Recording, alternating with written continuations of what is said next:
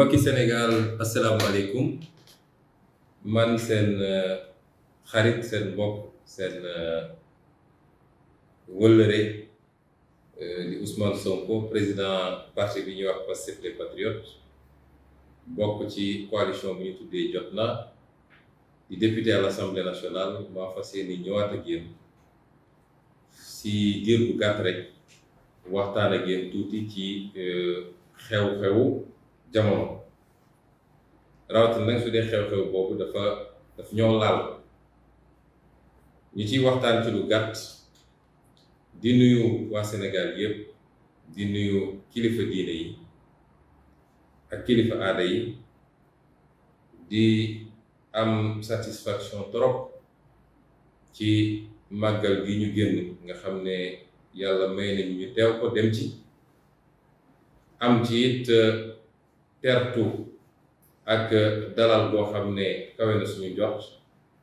donte sax yombuloon ndax pexe bu dul pexe jinne nit ñi def nañ ko pour saboter suñu màggal ba lenn ci kilifa yi sax duñu dalal ñi àndoon ak ñun nekkoon ci délégation bi xam nañ ni ñuy wax waaye yàlla may ñu ci loo xam ne defe naa néew na ku ko ci am ndax ay kilifa yu màgg dalal nañ ñu bernde ñu waxtaan ak ñun waxtaan yu am solo yoo xam ne yéen ñëpp suivre ngeen ko ci réseaux sociaux yi kon loolu li muy wane rek mooy dëggay mucc mën nañu wër ci nopp nit ñi di wax di essayer yàq deru nit ñi waaye kilifa diine yi kenn mënu leen manipuler yal na leen yàlla fayal yal na leen yàlla bàyyi suñu kanam ci bu yàgg dégg nañ it seen dénkaane te loolu daf ñuy gën a soñ ñu gën a góorgóorlu li muy wane rek mooy ñu ngi ci yoon bi fii ñu nekk nii jóge ci xew-xew bu ni mel nga xam ne daanaka jeexagul sax waroon nañu jombale peut-être di wax ci wax yi nga xam ne dafa jëm ci mbirum politique ak mbirum àdduna waaye nag dafa fekk nii bu dee ñu ngi ko seqal teggi wuñu waroo teggi dégg nañ tam yéen ñëpp seen woote ñu bëri wax nañu ne waruñoo àddu ci mbir mi waruñu cee tontooti mbir mi dañ ko war a bàyyi noonu parce que sénégalais yi kenn ku nekk am na mun na am capacité ràññ waaye dafa fekk ñun suñu duggee ci mbir dañ koy topp ba mu jeex parce que lu ko may rek mën na bàyyi ay lënt ci xelu ñenn ñi te nun dafa am lu ñu sénégalais yi xamee wóoluñu loolu mooy dañuy wax dëgg jëf dëgg loolu moo ñu andi ci politique noonu lañu doxalee ba fii ñu toll nii te musuñoo wax sénégalais yi lu dañ wax ji mun na bëri politique bi ñu essayer jaxase carte gi am ñu leen di bindal ñu leen di waxal waaye bu ñu demee ba ci cappaandaw bi fu muy mujj mooy ale Ousmane Sonko waxoon mooy dëgg moo tax duñu xeeb dara ndax suñ ko bàyyee noonu ëllëg da ngay xëy lépp ñu affiché ko ay titres yu rëy bindee ko noo xam ne mën na ëllëg sénégalais yu bëree moo tax ñu ne tey dinañ ci wax tey nag lañ ciy mujjee wax waaye dinañ ko wax ba mu jeex tàkk ndax ku yàlla may amoo loo nëbbatu ci wàllu wi ñuy yëngatu muy wàllu politique suñu loxo ci kaw amuñu lu ñuy nëbb te dinaa ci dellu si boo yoxee ba ñi nga xam ne ñoom dañoo tilim seen loxo tilim war a mun a ut moroom parce que bu ñu dooree politique ba léegi bu ngeen seetloo ñoom weddeetuñu ni ñoom dañoo tilim te Sénégal yëpp xam nañ ko waaye lenn rek lañuy lu ñuy def ba gàkkal deru Ousmane Sonko ba Sénégal yi ne moom ak gaa yi benn lañu moo tax saa suñu tegee tuuma dañ koy teggi di wax tamit rawatina suñuy militant suñuy sympathisant ne leen politique dafa am nu mu demee politique dafa ànd ak polémique politique dafa ànd ak coow ku yaakaar ni politique c'est un long fleuve tranquille boo xam ne yow kenn du la pexeel kenn du la sosal da ngay nax sa bopp li am solo rek mooy lu ñu mën a ruumanaat rek lu ñu mën a nas ba toog rek àdduna du dox ba ñu fekk la foofa loolu rek moo am solo mais tuuma dañ koy teggi ndax lu ko mooy mu jax-jaxal xelu nit ñi dañ naan seytaane waxul dëgg waaye mun naa andi lënt ci xelu nit ñi ba tax nag nee naa tey laa ci bi ñu commencé ba léegi waxuma ci dama doon bind sama page Facebook presse bi jël keneen jël waaye kenn dégg bu ma àddu ci tey laa ciy wax tey laa ciy mujj waaye njalbeen may commencé wax dama bëgg ñun Sénégal yépp ñu dëppoo ci lenn loolu dafa am solo ci li may wax liy ñëw mooy tey dañoo xëy génne audio ba ki ko waroon génne dafa daw res moom ndax dafa taxaw wax Sénégal yi ne su ma nee prix ma ne ko prix waaye xam nga ñu ne da ngay def course 100 mètres direction bi ñu ne la prix nga daw jëme côté bële di ut koy ñëw teg mu dawal la loolu ci ragal la bokk ba tax nit ñi ne ma nag ñi mu yebal nga xam ne bëgguma tudd sax tur gi ñu leen tuddee waaye Sénégal yëpp xam na ko mooy xeetu kuti yooyu ñooñu waruñoo woon doon sama nawla yu may tontonteel waaye ne dama ne mbir mi nañ ko jeexal mu jeex mu leer nañ ci bopp Sénégal yi ñu jublu ci leneen ma fàttali suñu d'accord ñun ñëpp ni audio bi léegi mooy référence bi te ñoom ñoo ko génne kon ñoom dëggal nañu audio bi xam nga su doon maa génne audio mun nañ ne sax am na nu mu mel mais ñoom ñoo génne seen audio amul leneen lu mun a doon seede tey ci wax ji ñuy wax lu dul audio boobu parce que keneen ku wax dafa far fi mu far ba noppi doo mu sa gis koo xam ne dañoo yor sànqalam teg ko fi ñu ko teg mu génn leen wetti ba ci diine gi ñu gëm dafa am ay charte pour nit mat seede kon audio bi ñun ñëpp d'accord nañ ni tey mooy élément de référence loolu dafa am solo audio bi nee nañu gën saa gudd 30 secondes def wala 28 secondes mooy élément de référence audio boobu la ku ñuy wax Mansour Faye di ministre de la République wàcc ba ci suuf ne moom wër na di fortaatu ay audio yu muy génne audio boobu la génne bi mu génnee xam naa ni Sénégalais yi yëpp am nañ déception parce que ñëpp jàppoon nañ ni audio bi lu doy waar nekk ci biir audio bi waaye bi audio bi génnee Sénégalais yëpp am nañ déception waaye li gën a am solo mooy audio bi daf noo dëggal ñun dinaa ci ñëw léegi moo tax bi ñu gisee ni audio bi doyul wala audio bi dafa wëlbatiku contre ñoom la ñu yebalaat ay nit ne leen dem leen def interview pour mottali waaye ma dellu si la ma doon wax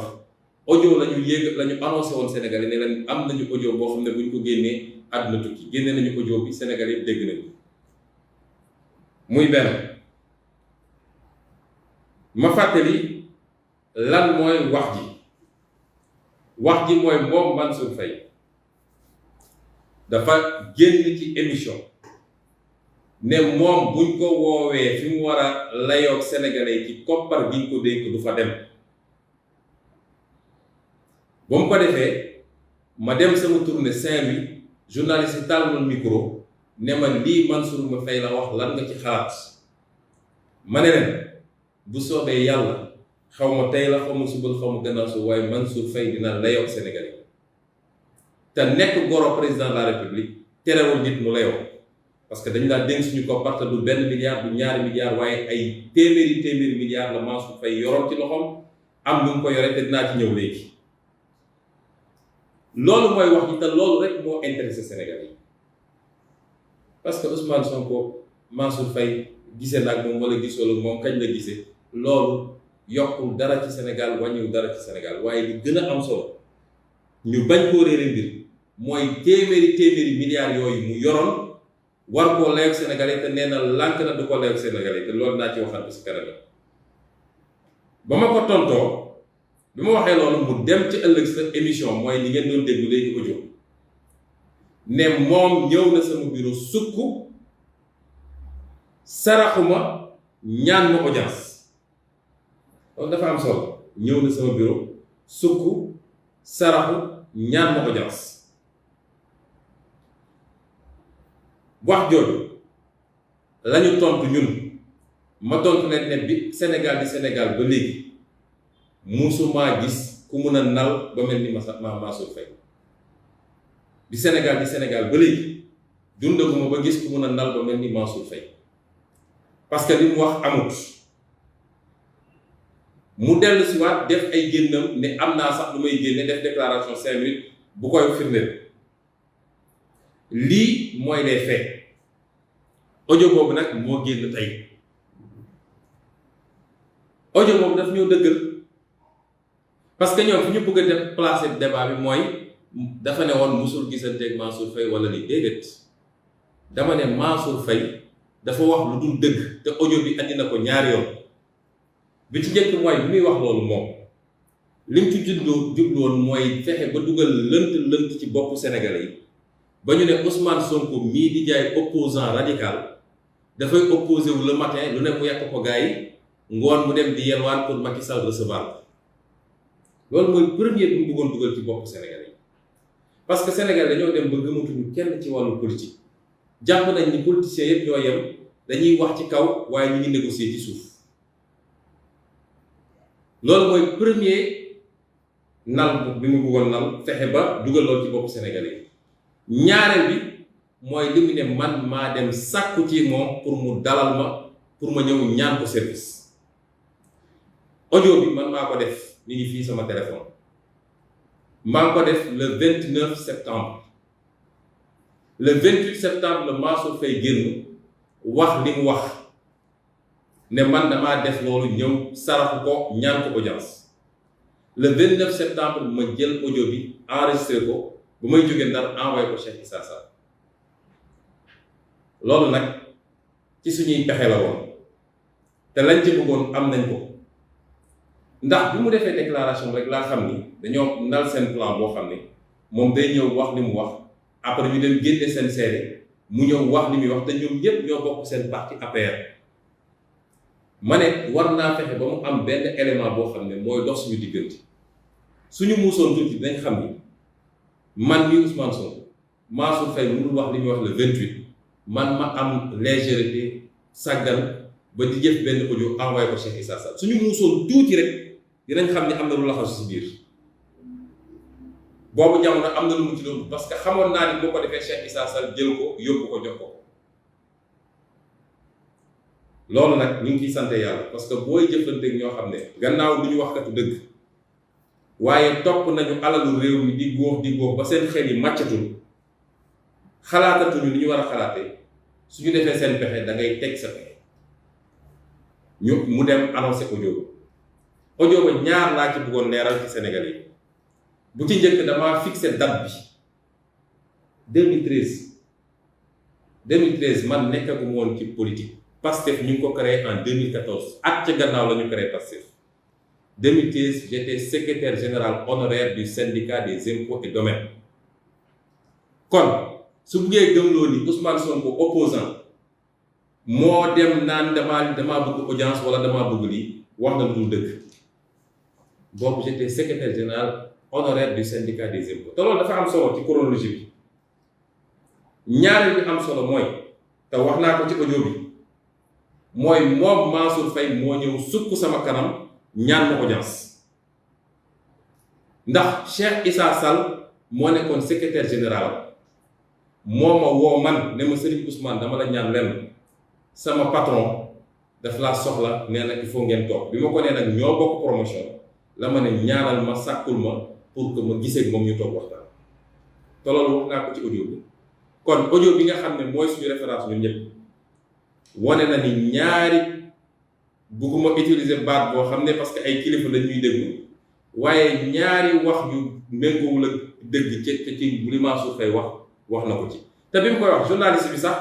moom dafa tiit ba ne ko yow xanaa loolu lu yàgg la doo ma ne Ousmane Sonko bii la journaliste sax mi ngi wax après radiation 2016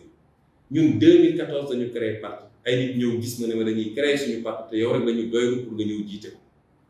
2014 Mansour Faye 2013 la ma sàkku yónni Cheikh Issa Sall ne ko dama la ko ñaan rek damaa bëgg nga fexe ba Ousmane Sonko ñëw ñu toog ma wax ak moom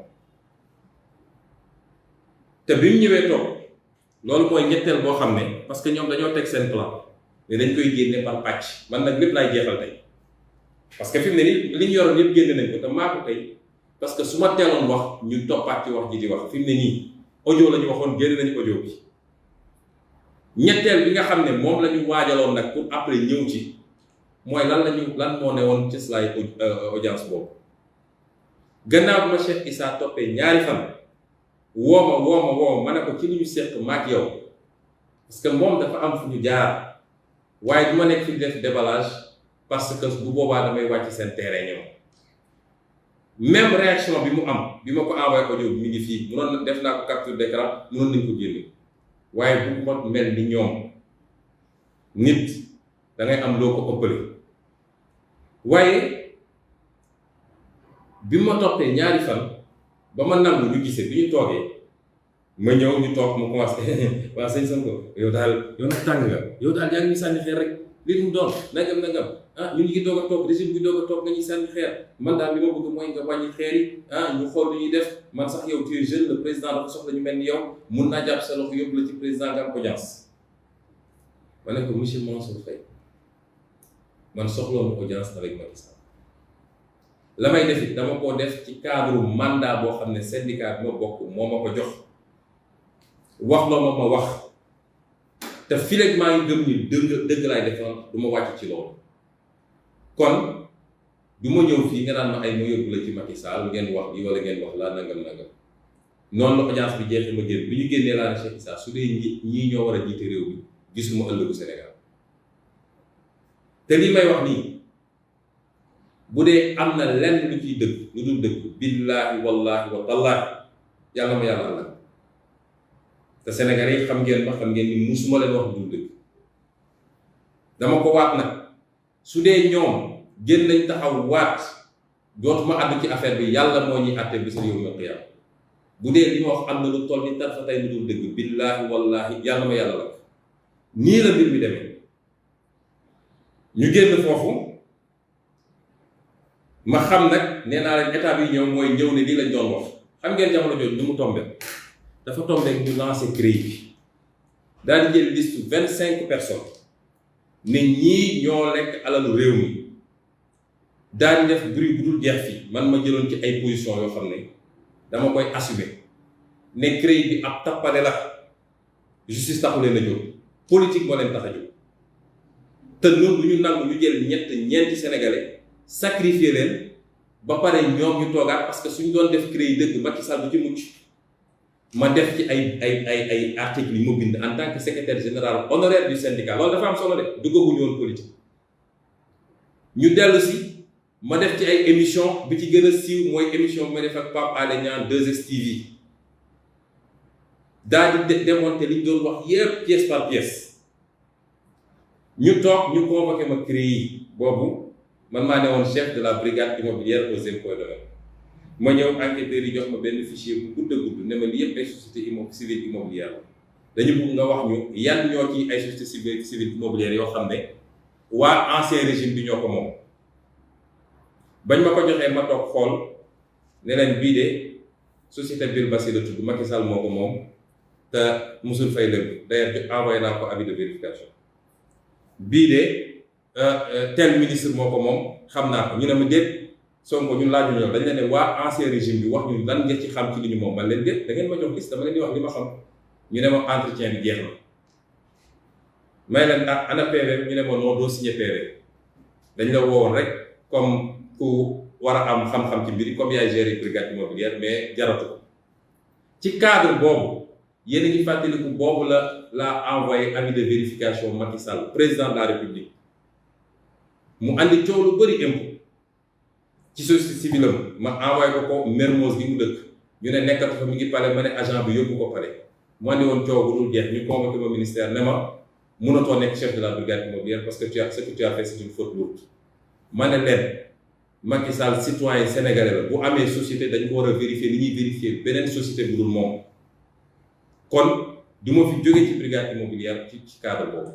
boobu man maa nekkoon secrétaire général du syndicat des impôts ñu am bant bu gudd buñ may laale ci jamono jooju la Mansour Faye sàkku saraxu sukk jonkan yónni Cheikh Issa Sall ne ko dimbali ma rek nga wool ma Ousmane Sonko il faut ñu toog ñu waxtaan waat naa te ñi ku ma xam-xam na ni du ma waatal dof ndax xam naa lan mooy valeur waat lii mbokk yi mooy mbir mi ma feddali ni musuma rencontré autorité politique bu APR ni avant ni après. ñaar ñi ma mës a rencontré mooy bii ma wax ci Mansour Faye te boobu duggaguma politique waaye 2014 ba léegi bi ma duggee politique musuma rencontré ab autorité politique bu APR lu dul moom Macky Sall ci bi feebar bi commencé mu woo ñépp da def leen ko consulter ma dem uyu ji ko bëccëg mbir kam génn def sama déclaration ngeen dégg musuma rencontré du ci guddi du ci bëccëg du lu ñuy làq musuma toog ab koo xam ne day politique ak APR ñu naan dañuy wax dañuy duma daal loolu ko essayé dugal ci bopp Sénégalais da ngay wax lu la neex bi ma commencé liggéey ba léegi musuma demander une audience à une autorité politique musul am man la ñuy daw sama gannaaw di ma demander audience du ma toog ñaari fan ñetti fan une semaine te nit ñëw taxaw ne ma Macky Sall daf laa bëgg a gis te su ma ko waxee yéen Sénégalais war ngeen koo gëm léegi nag li ne ci audio bi ki sàkk moom ne dama laa bëgg a gis su dee am na kuy saraxu moom lay doon ndax inverse bi mënul nekk lii nag nee naa tey laa ci wax épuisé naa ko demee mun nañu génn naan dafa ñëwoon ñaan pour tay bu njaay pour Masamba pour Mademba dara du ci dëgg lii moo ne woon suñu entretien 2013 duggaguma ci politique ma yokk ci nag nii lii lépp ay li tubaab daal contre-feu xam nga ñoom ni ñuy fonctionner mooy bu ñu demee ba sës ci miir ñu xam ni jàpp nga leen rek ñu ne naa taal ab daay fële gars yi daw di fay daay bi mën roccee ko moo wax lu leer fii Mansour Faye ba muy ñetti yoon munoo raw fii ci Sénégal parce que Mansour Faye sénégalais dama bëgg ñu xam li ëpp ci problème yi ñuy jokkonteel Mansour Faye mooy responsable ndox mi ñuy wax nii Mansour Faye mooy responsable ndax moo nekkoon foofa ba ñuy def ñuy def ba jël suñu ndox jox ko waa Suez alors que SDE moo amoon meilleure offre bi mu jox ko waa Suez ñooñu wëlbati ko jox ko ay camion yuy ramasser mbalit mu yóbbu ko Saint-Louis loolu la ñuy wax corruption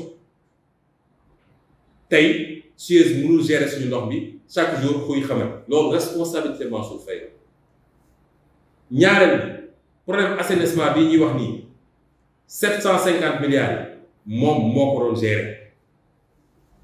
bëgg après élection yi wala juste avant élection yi lañ ko jox leneen waaye yemul foofu bi ñu nee feebar bi dugg si na corona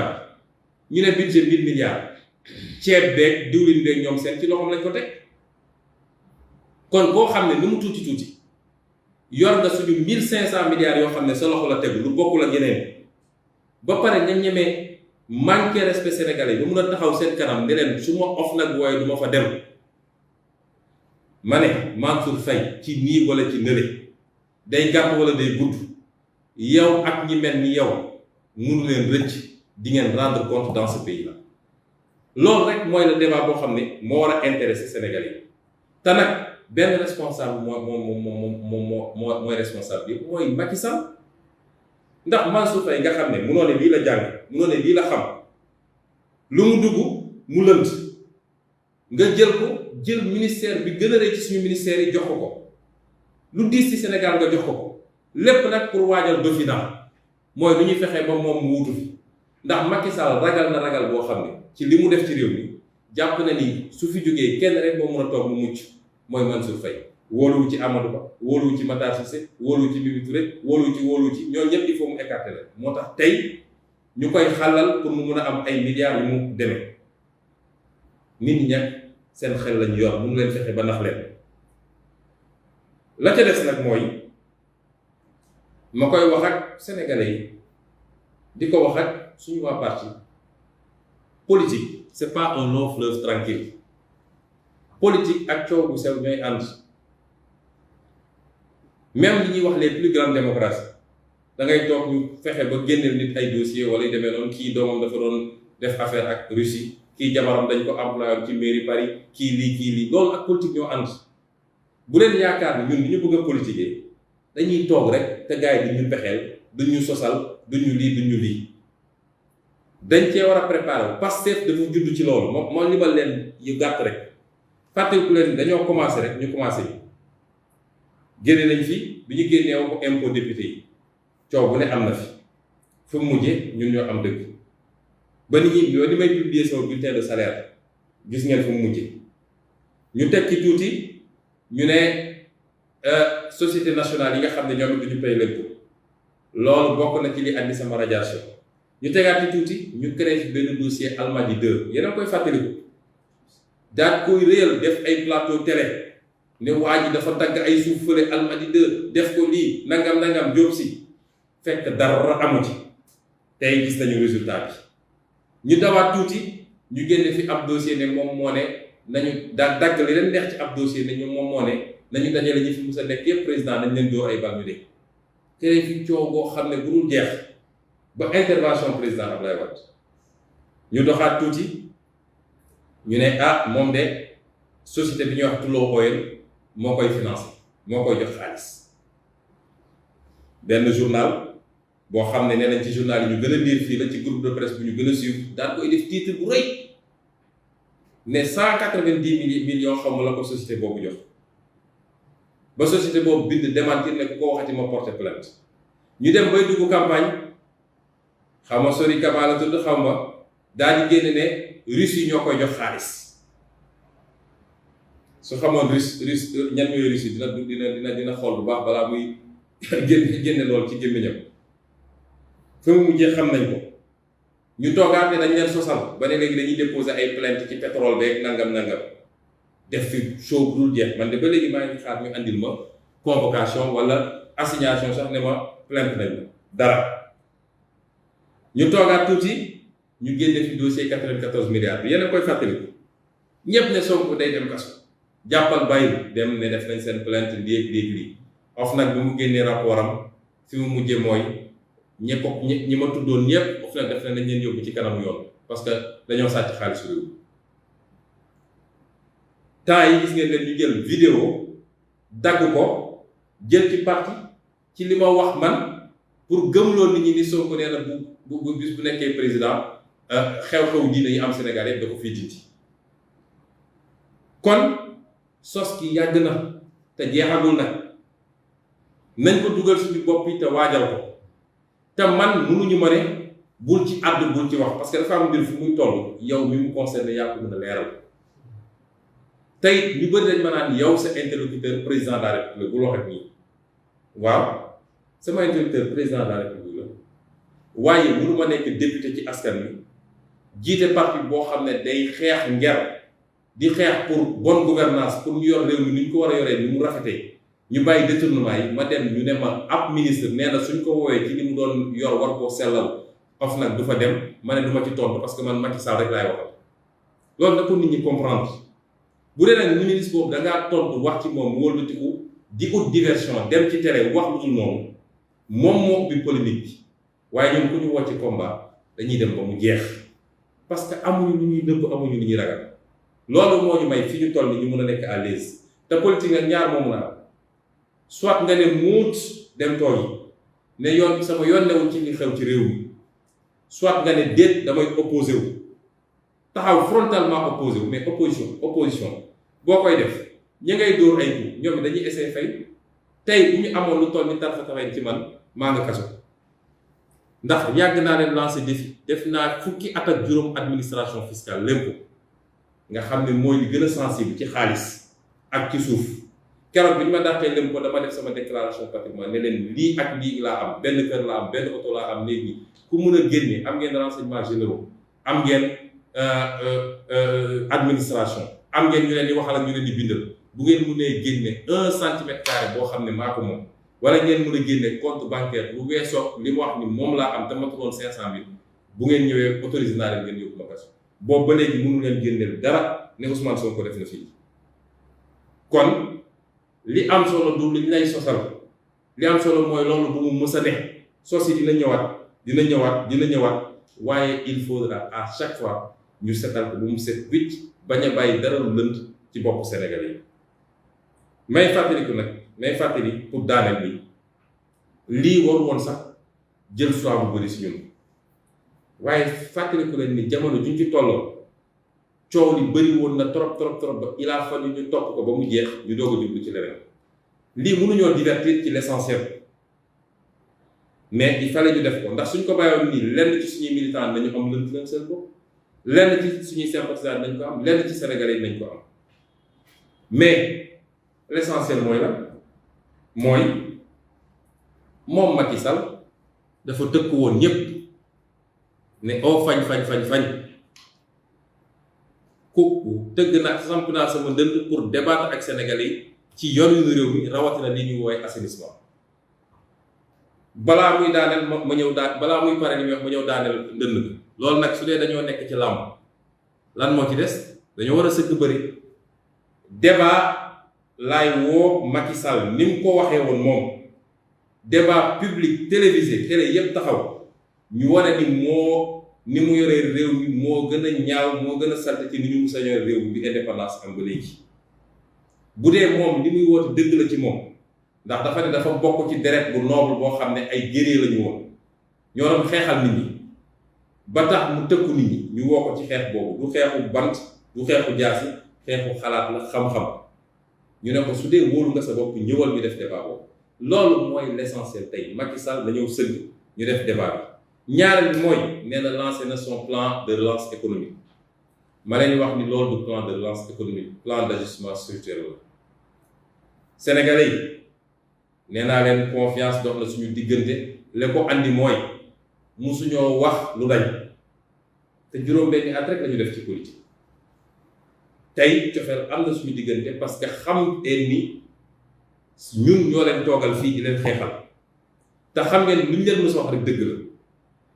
kon su ma leen nee Macky Sall mënul redresser ce pays là gëm leen moom Macky Sall bu muy door la lajj ndax musul am yéene yor réew mi ci anam yu set musul am yéene xeex guerre jël ay mbokkam wër leen bu nekk tey ay multimilliardaire lañu musul am yéene am gis-gis boo xam ne pour intérêt sénégalais yi la waaye yéene gi mu amoon mooy toogal fi France waaye tey yematul ci France ma nga ca Turquie ma nga ca keneen ak keneen moo tax keroog bi ma demee Casamance mu am ko ma laaj ne ma waaw li nga wax ni yëpp est-ce que kon Macky Sall bëgg na Casamance audio baa ngi fi dama bëgg ngeen déglu ko dama leen ne mbir mi du question bëgg wala bañ loolu problème sentiment la man gëm naa ni Macky Sall bëgg na Casamance ci xolam waaye suñu xoolee réalisation yi mu def tey dañ ngeen ñu ne Bignona amul morgue département bu toll ni Bignona morgue bi doxul gis ngeen ay xale génn di defaraat ay yoon tey diggante Bignona ak Ziguinchor yoon bi ñu naan Tooboor amatul nekkatul mais nag bu ñu seetee ci loolu rek dinaa ne Macky Sall ci ay jëfam ak réalisation bëggul Tooboor bëggul Ziguinchor waaye bëggul Sénégal tout court parce que amul fenn fu mu def lu tax ñu wax waaye bëgg na France bëgg na Chine bëgg na Turquie bëgg na Maroc waaye bëggul Sénégal loolu moo ne woon sama tontu ba tax ma ne li mu wax plan de relance économique mënul relancer Sénégal ñetti at yi di ñëw ma waxaat ko ni ma ko waxoon assemblée nationale sénégalais yi toog xam leen ni dina métti trop xam naa ni métti na trop fi mu toll bis bu ne nga daje nit mu ne la maa ko woteeloon waaye rëccu naa ko bis bu ne nga daje nit mu jooytu munoo génn ci mbedd mi dox te duñ la tàllal loxo waxuma la mbënd mi waxuma la école yi waxuma la paj mi waaye munoo génn ci mbedd mi te nit du la tàllal loxo ne la soo ma jàppal tey duñu taal suñu kër loolu nag yéenewu ma ko Sénégal ndax sama xol Sénégal rek a ci nekk waaye dama bëgg def li ñuy wax objectif na Sénégalais yi xam ni loolu jeexagul fii rek Macky Sall mi ñetti at ak genn wàll yi ñëw Sénégal dina métti trop dernier mois priorité yi gannaaw bi ma waxee sëgg bi ñu war a sëgg pour débattre ci Sénégal wax ci plan de relance économique bu ci mujj mooy ñun dañoo am suñuy programme yoo xam ne macha allah tabaarkalla te kenn mësu koo gis ci politique fii Sénégal yi wuyu si mu am succès boo xam ne ba Touba barki dem kër sëñ si fu ma dem liñ may njëkk wax mooy loolu nga dugal xale yi bu ci teggi sa tànk mukk rafetu nañ ko ba fu yàlla xam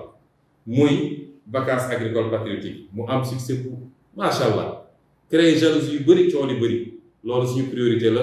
dañ ciy jubluwaat gën a naatal mbiri parce que programme la bu ñu bëgg a saxal wéyal ko at bu ne. lii ñu lancé woon muy don de sang yi ñetti weer yi daanaka presque mat na defoon nañ ko ñetti weer ci gannaaw ne woon naa leen ñetti weer yu ne lañ koy def kuy waa Pastef na nga waajalaat bu jotee rek ñu su ma nee prix yëpp rek yéen ñëpp jóg leen ñu dem ci poste ci banque de sang yi may deret ba mu mat sëkk te bu mu doon prix bi ngeen déggoon nag bu nga xam ne suñu la nee prix nga wëlbati ko dem uti wàllu